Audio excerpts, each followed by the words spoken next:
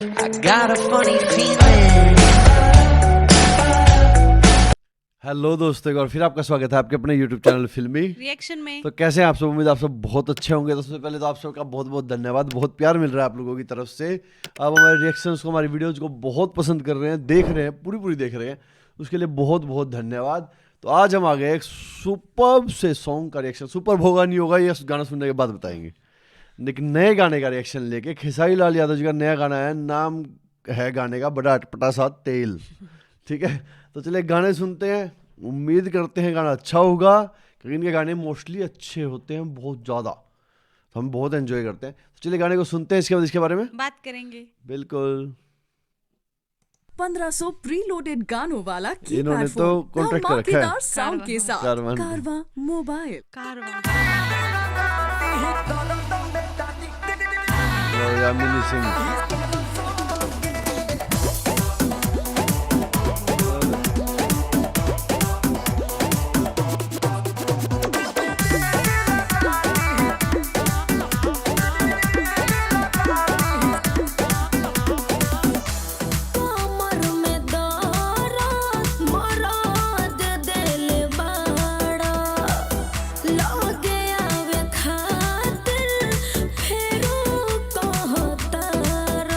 कमर में दर्द है, फिर भी कमर बहुत ज्यादा मटका रही है।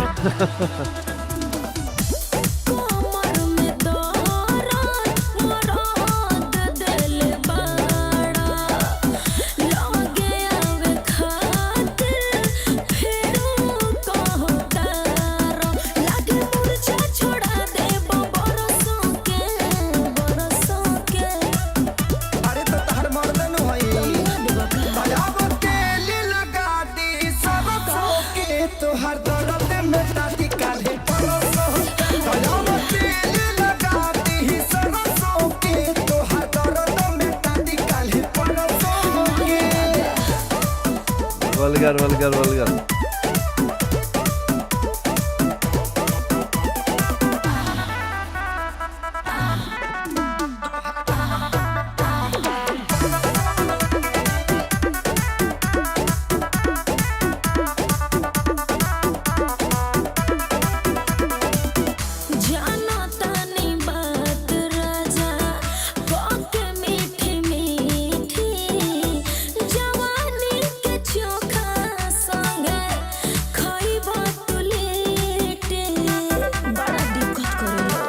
चोखा बिहार का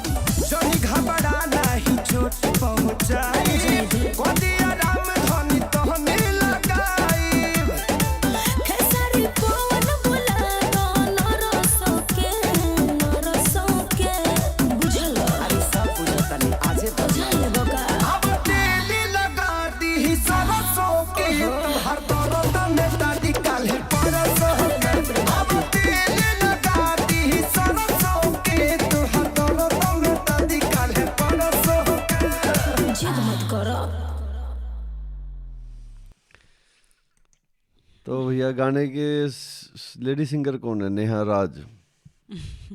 ओके, तो दोस्तों यामिनी को कमर में दर्द हो रहा था, ठीक है, लेकिन इसकी हरकतें बिल्कुल भी नहीं थी दर्द वाली। ठीक है, तो गाना म्यूजिक अच्छा था।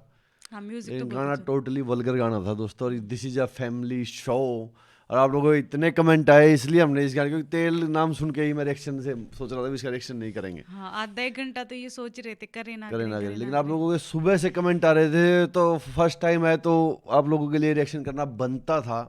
हम यहाँ बैठ के ही देखते हैं, मुझसे पहले गाना नहीं देखते, तो आप लोगों ने बोला इसलिए आपके प्यार के लिए हम रिएक्शन लेके आ गए। तो अब आप हमारा प्यार थोड़ा देखो, रखो थोड़ी इज्जत, कि भाई फैमिली शो है, ये फैमिली चैनल है, बहुत सारे अलग अलग स्टेट्स के लोग जुड़े हुए हैं। तो रिक्वेस्ट है आपसे, तो वल्गैरिटी पे नहीं, हम कला की ओर चलेंगे, ठीक है। जो कलाकार है उसको अप्रिशिएट करेंगे, उसको क्या बोलते हैं, उसको प्यार हिम्मत देंगे, आए, बिल्कुल। हम इस टाइप की वीडियोस की रिएक्शन करेंगे।